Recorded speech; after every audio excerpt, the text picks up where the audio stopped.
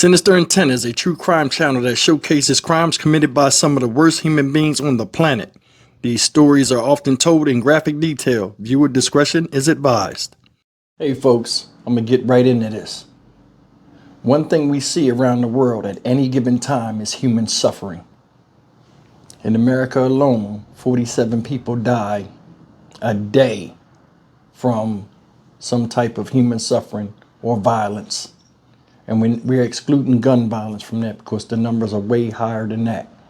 Today we talk about the October 2017 crime in which two children, pictured here and they'll be named later, lost their lives at the hands of their own mother, Lamora Williams, pictured here, in which they were taken and put in the oven and burned to death. I'm Steve. This is another episode of Sinister Intent. Get a little bit of gasoline. Welcome to another crime scene. Get a little bit of gasoline. Welcome to another crime scene. New developments: a mother accused of killing her children and leaving them in an oven is preparing to fight for her innocence. And she remained quiet in court today as all 14 disturbing charges were read aloud. Prosecutors say she may have burned her own children to keep investigators from knowing how they really died. Cause to death. Lamora Williams stood silent in front of a judge Monday, accused of murdering her own two children and leaving them in an oven. Police found the two boys in an oven October 13th in Williams' apartment in southwest Atlanta. Her family members told us at the time that Williams felt overwhelmed as a single mother of four. Police say Williams first said a caregiver was watching the boys at the time of their deaths, but police later ruled that out. Williams pleaded not guilty Monday through her attorney to 4 of the 14 charges. The other charges, including murder, will be addressed at a separate hearing. Ladies and gentlemen, the woman you see pictured on the screen up here is Lamora Williams. She's 24 years old at the time of this photograph, when her mugshot was taken. This crime occurred in October of 2017. So we're going to fast forward a little bit before we get into this story. Reason why this story made my list of stories in season 1 of Morbid Mothers is this woman right here supposedly cooked her 1-year-old and 2-year-old children by the name of Keontae Penn, who was 2, and Jakari Penn, who was 1, respectively, in an oven. And not only did she do this, but she talked via video call to the father, showing him what she had did after it was done. In addition to that, during her 911 call, she came with a lie and tried to blame it on a family member, saying they were watching her kids, which police came and found that also was a lie. People say she had mental illness. People say it was almost since birth. One thing's for sure. Let's just jump right in this. One thing for sure, regardless of what she was going through, I think it had minimal reasoning for what she did. Let's take it from here. Let's go back to the original story when it first aired on television the day after the crime had hit the media. This is the mugshot of Lamora Williams, the mother accused of killing her 2 young sons. It was like a real horror movie. I mean, it was a Friday the 13th. Monday, Williams waived her first court appearance. Now family members will have to wait to learn exactly what led up to the double murder. But this was something that we saw could possibly happen. The gruesome discovery was made late Friday night. The 2 boys, Jakari and Keontae Penn, found dead inside the southwest Atlanta apartment they shared with their 3-year-old brother and their mother. The mother, Lamora Williams, told police she left her kids with a relative at around noon and returned home late in the evening to find the 1- and 2-year-old dead. But police say that's not true. Family members tell us Williams struggled with mental health issues. She's had issues from a baby, and issues that my mom has tried to address with the state of Georgia. This picture shows an oven being taken away from the apartment on a truck. Police say the boys had burns on their bodies. The boy's father tells us Williams video called him and showed him the gruesome scene. Equally disturbing, the father says his 3-year-old son saw his mother allegedly kill his brothers. He talks about his brothers, you know what I'm saying? He know what happened. He talks about it all the time. Neighbors told us Williams would often leave her children home alone. I spoke with authorities. They told me Williams' next court date should be in the next 2 weeks. That one will be in Superior Court. Outside the Fulton County Jail in Northwest Atlanta, Audrey Washington, Channel 2 Action News. Guys, that's the story. And you seen the guy with the hat turned to the side. That's the father. His name is Jamil Penn Sr. He's the father of all 3 children she had, including the 3-year-old child that witnessed the atrocity that happened to his 2 younger brothers. If that by itself is not, sick, let's go into the 911 call she made when all of this happened after she did all of this stuff. I want you to pay attention to 2 things. First thing is, I want you to pay attention to the fact that she mentions something happened to her in the midst of her talking about what happened to her children, which was odd. And I want you to listen to her voice fluctuations and how she seems like she's not remorseful after coming in and witnessing what she tells you in graphic detail. Check it out. Yes, ma'am. Ma'am, I have a question, and this is a serious matter. I just left my cousin in the house with my kids. She just left my kids in the house when I came back from work, and my kids, 2 of my kids are dead. What do I gotta do? They dead. She left them dead in the house by themselves. Oh, okay, ma'am. Where are you now? I'm in my house. She left my door open. My baby boy, my oldest baby boy, is the only one that's here, the only one that's alive. She left them in the house by themselves. She left them in here, and they knocked the stove on. Can you listen? When I came in, the stove was laying on my youngest son's head, and my other son was laid out on the floor with his brains laid out on the floor. I don't know what to do. I just came home to work from this. And she just left my baby dead. Okay, ma'am, I'm gonna get EMS and I'm gonna get police and fire at the location. Can you tell me where you're located? Ma'am, I can't even talk. This is so serious. I'm so scared. I don't want to get locked up because I was at work. Okay, ma'am. I understand that you're scared. I completely understand, but I need to get some help out there to you now. Can you tell me where you're located? I understand it, but can you please help me? Like, can you please tell me, like, I don't want to get locked up because this is not my fault. I had just came home from work. I just came home from work. Yes, ma'am. I just came home from work. Okay. Ma'am, the first thing that I need to do is get some help out there to you. I understand that you're upset and you're scared. They've been in here dead. Like, it's no way in the fuck. She left my baby dead. Okay. And I don't have no way to reach her. If you're not sure, if you were at work, ma'am, listen to me. If you were at work while this happened, then the responsibility is going to fall on your sister if that's who you left them with. Okay? Okay, hold on one moment because I'm going to also get EMS on the line as well, okay? Yes, Hold on one moment. Yes, ma'am. Stay on the line with me, though. Hold on one moment for me. Okay.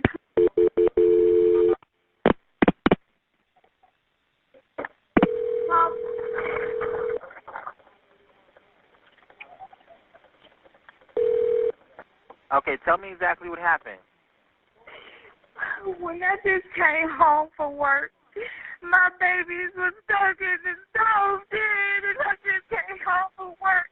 My cousin was babysitting my kids and left my kids dead in my house. Ain't no telling how long they've been in this house. All right, wait. So is your son, is he obviously dead? Is he breathing at all? Can you tell me he's dead. He's burnt. Both of my children are dead. Their head is burnt. Their skull is laying on this floor. The stove is, one of my babies is stuck. The stove is pulled over and everything. All right, Elena, can we get PD started to this location? I'm operator 839. Yes, we have PD and fire already en route to that location. All right, thank you so much. Please hurry up, please. All right, ma'am. I'm en route, okay? We're en route. Okay, thank you so much.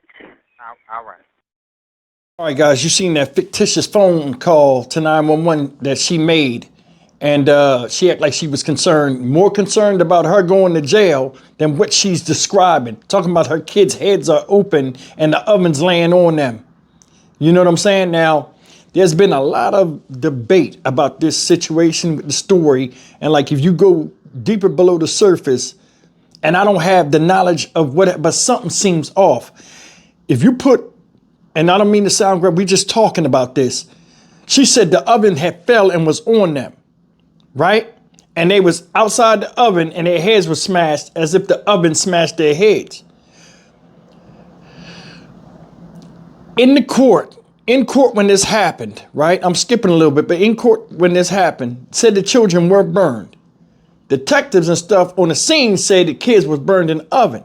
But the autopsy or the medical pathologist kind of dismissed that claim because he said for them, they did have burns on their bodies, but if they had, been cooked in the oven, they would have had to be in there with high heat and been in there for a prolonged period of time.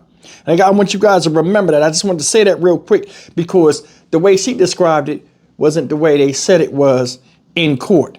Now, when she made this call, remember I said she went and FaceTimed her baby dad, right? What's his name? Jamil Penn Sr. before she called 911. She told him, I killed the kids. Called back, showed him with video proof, and I can prove that in this, showing him, yeah, the kids dead, they right there. He saw it, he couldn't believe it. So what did he do? As she's making her 911 call, a lot of people don't know simultaneously, the baby's father, the kid's father, Jamil Penn Sr., made one too. And this is his. Transfer. Go ahead, Jamil. Hey, I just received a call from my child's mother that two of my youngest two dead babies, my sons are dead in an apartment. Okay, there's a lot of background noise. There what in an apartment, sir? I just received a call that two of my kids are dead inside of an apartment. Okay, did she call 911? What's the address? No, she didn't call 911. She called me and she video called me and showed me this, and I seen it. What's the address? And I really think they are really dead. What's your name, sir? My name is Jamil Penn. Okay. I want to know if they actually dead. Please give me a call. Please give me a call back as soon as possible. Okay, we'll get a unit out there to check it out, okay? I'm sorry? We'll get an officer out there to check it out, okay? All right. All right. Okay, now when the detectives arrived there, she gave conflicting stories of what happened. She said she left him with a family member, but she was inconclusive with who she left it with. First she said her sister, then she said an aunt. So it wasn't adding up. She wound up getting locked up, right? 2017, October 2017, right when it happened, they locked her up. Now, a lot of people are saying, wait, this woman been locked up a long time. How come it took her so long to get convicted? Because the reason why I'm doing this story is about 2 weeks ago, she just got sentenced to life without the possibility of parole plus 35 years for the gruesome crime that she committed against her own children. And it kind of flew under the radar because it was an older case. And, a lot of times with these older cases, people forget the name and stuff like that unless you say what the crime is. And it comes back, it kind of flew under the radar. A lot of people didn't know that she's already been convicted. But the reason why it took so long from, what I've looked up is because, number one, COVID happened. And it was an issue with the psychological evaluation, with them having to go all the way back into her childhood with the interviews and all this other stuff, with the behavior of, her mental health diagnosis, which I still don't know what it is. But I do know what she did was foul. And, it could it have been prevented. Now, I spoke earlier about human suffering, and a lot of times human suffering comes because a lot of people can't deal with situations or how they fit into situations, whether they're suffering or going through some type of despair or anything, and they lose focus of their meaning. Regardless of what's going on in your life out here, your heart still beats for a reason. Just because something happens to somebody you love or somebody you cared about, your heart doesn't stop. You still have to go and you have to find your meaning in also understanding the tragedy that befalls somebody or a situation that you're in, that you may go through everyday life, like a breakup or, something like that. Now, they said, and when I say they, I'm talking about her kid's father, because he plays he plays vitally in this situation of all of this stuff happening. Now, he went on a radio show, I think it's K104 or K106, I can't remember what it is, in Atlanta, with his child and his father, and he spoke, sometime after this crime shocked Atlanta, and he gave a lot of information that a lot of people didn't know, and it helped us understand the psyche of Lamora a little bit more and what really happened or led up to, possible motive of why she did what she did to her sons. Take a look at this. At what age did you guys start dating? We started dating probably like 17, 18 years old. Wow. You know what I'm saying? It was probably like during high school, Mm-hmm. you know what I'm saying? Around about 17, 18 years old. Yeah. But, so in school, so what was the relationship like in school? Oh, well, in school, she was in school and, I was kind of a, hothead, so I wasn't in school, but Mm-hmm. I met her through a mutual friend and, everything just clicked, Mm-hmm. I never noticed, what was going on. 'Cause, we was young, we was adventurous, so, it clicked when we first met. And it was good, I loved it, you know what I'm saying? We clicked when we first met. Right. And on into the birth of our first child. After that it got a little rocky, and it's just hard. So how many children did y'all have together, for people who may not be? 3. So 3 children together. Yes. Guys, you heard the father of Lamora Williams' children, Jamil Penn Sr., on a radio show talking about how we first met her. And he said that they met around 16, 17, said he loved the girl, said he met her through a mutual friend from her school. She was in school, he was in the streets. Take it for what it is, but, he said he cared about her. They was together ever since, started a family, had 3 children. And he said, after the first child, that's when he started seeing, signs that something was off. But that's how it is with most, couples. Once you have a child, a lot of things change. A lot of things are happening fast. There's pressure on both parties. Things sometimes, go haywire. But that's normal. You know what I'm saying? With your adjustment to having a third person, depending on both of you guys for support. But after that, they asked him another question in which one of the radio hosts asked him, did he see signs that her mental illness was increasing, or, that it was signs of trouble with her mental illness? And this is what he said as well. Now, I know her mother and her father very well, so, they always told me that she had, mental illness, Mm-hmm. when she was younger since birth. But I never really was like, okay, she's really mentally ill until the death of her father in 2014. Like, Mm-hmm. 2014, I found him dead. We woke up, you know what I'm saying? It was Yeah.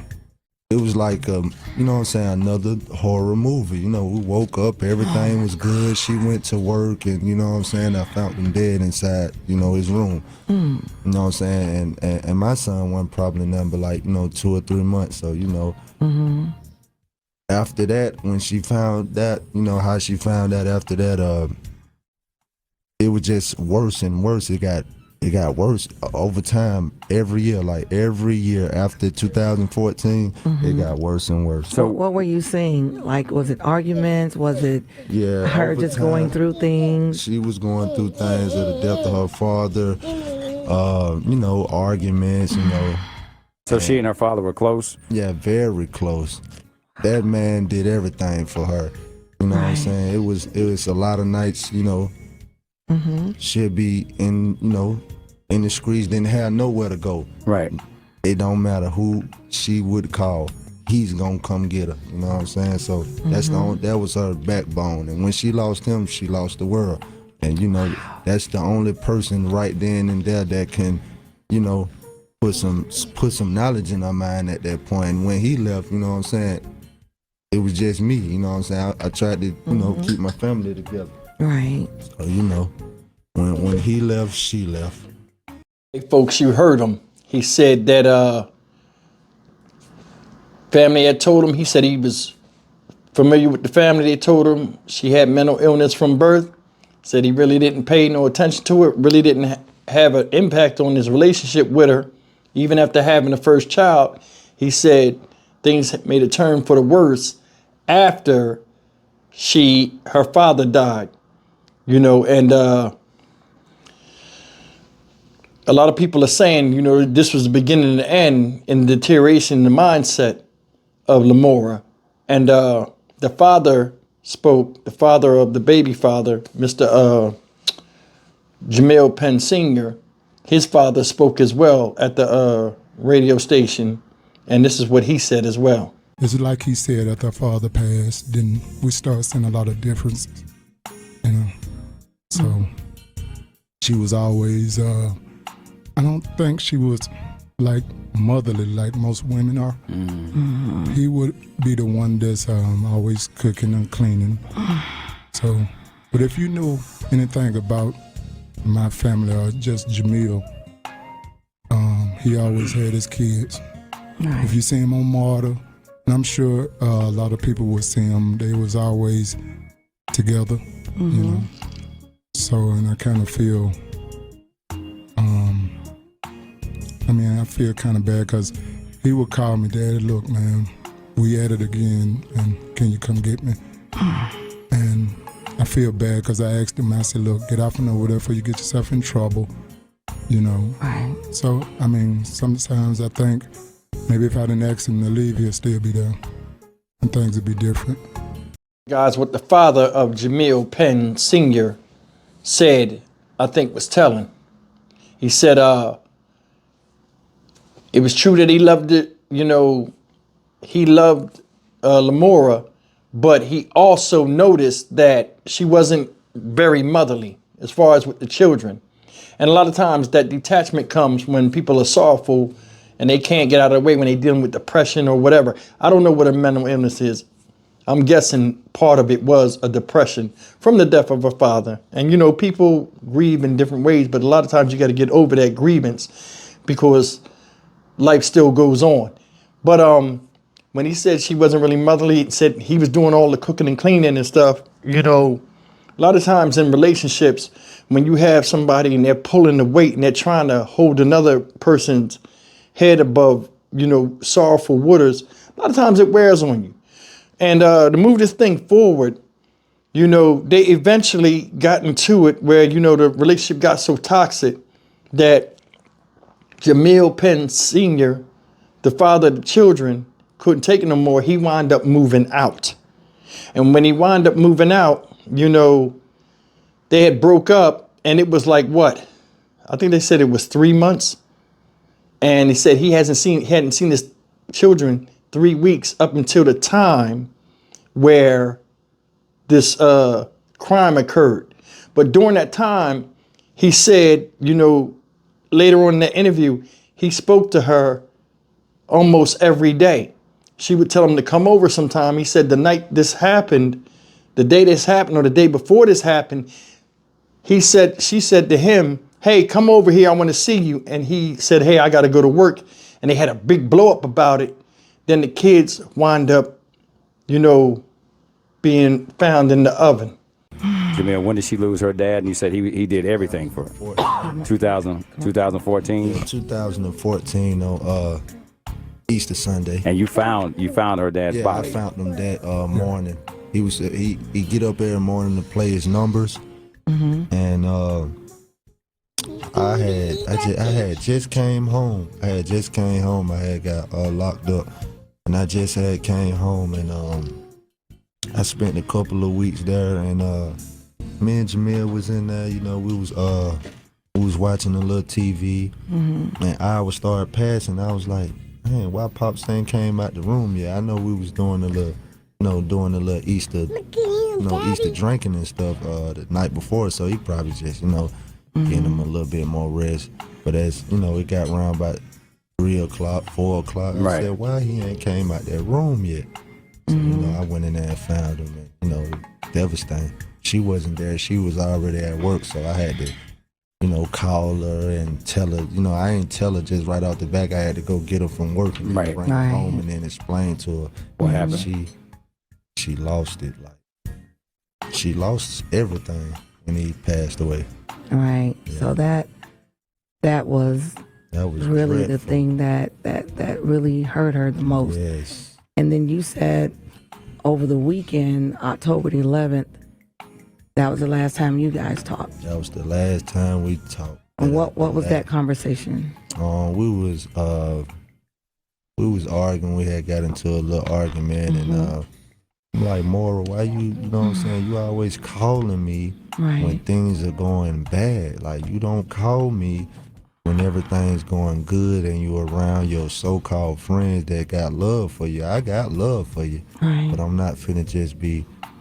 You're not finna just be saying that. You know what I'm saying? I'm not finna be doing what I was supposed to do on your time. Right. So she got mad at me because I had to step back and tell her what was really going on. Anybody who knows Mora, she don't like nobody to tell her nothing. Yeah, the last conversation I had was October the 11th.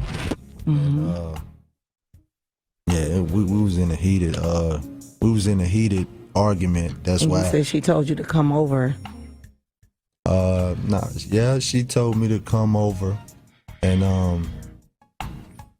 I said, I gotta work. You know what I'm saying? And it's just crazy, man. It's just so crazy. I never thought she'd do something like this. And you were telling us, we just heard your son, and you really working hard to try to help with that memory, because he just said something to us in the room or to you. So like I said, he knows what happened. He was there. You know what I'm saying? And I try to get it far off his mind as possible, because he talks about it, if not every day, every hour on the hour, about his brother. And he asks about his mama too all the time. He said, Daddy, we going back to mama house? I said, we ain't going back to mama house. You know what I'm saying? Ain't no more going back to mama house. You stay with me now. You know what I'm saying? Oh my God.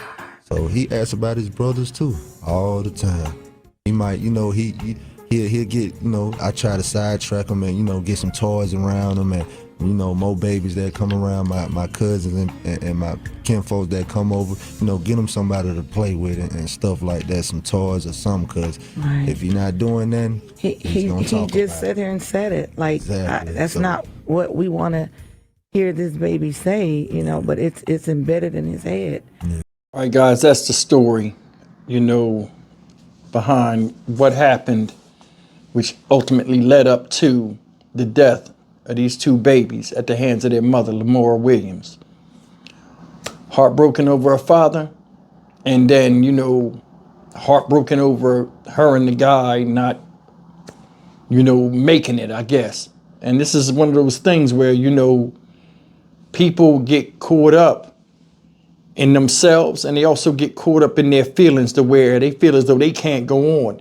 Now, people are saying, she had mental illness, but like I said before, in this situation, I don't think that's an excuse.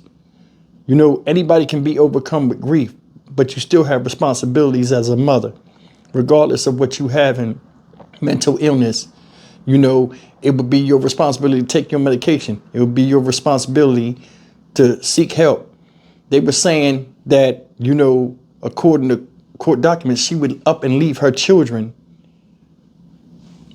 for hours or a day at a time.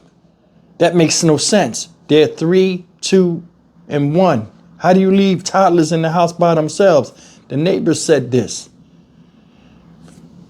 Neighbors also said when when all of this happened, nobody was at the house. So that right there went against her story when they was interviewed by detectives. You know, all in all, in closing, I just want to say this, man. You're seeing it a lot. I mean, it's always been around, but you're seeing it a lot now to where people, due to situations or events in their lives, they either neglect their children or use their children as cannon fodder to upset somebody else. The way I look at this whole situation is she was upset because he wasn't listening to her. And, you know, what he loved was his children. She used them against him to hurt him.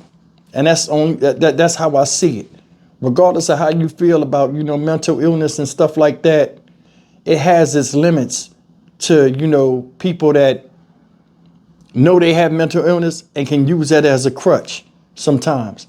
Do I think she used the mental illness as a crutch in her defense? Of course, because she's on the hot seat and nobody want to sit under the flames, over the flames. But I mean, come on, man, you sacrifice your children to prove a point to a man that you ain't with no more. That's distasteful and trifling. And she's in jail. Is justice served? I don't know. But I mean, if the family of the victims love it, like it, I love it. Either way, man, it shouldn't even have happened. Life goes on, no matter what. We have to keep moving forward as human beings on this planet, regardless of our situation, be it good or bad. I'm Steve, and thank you again for stopping by for another episode of Sinister Intent.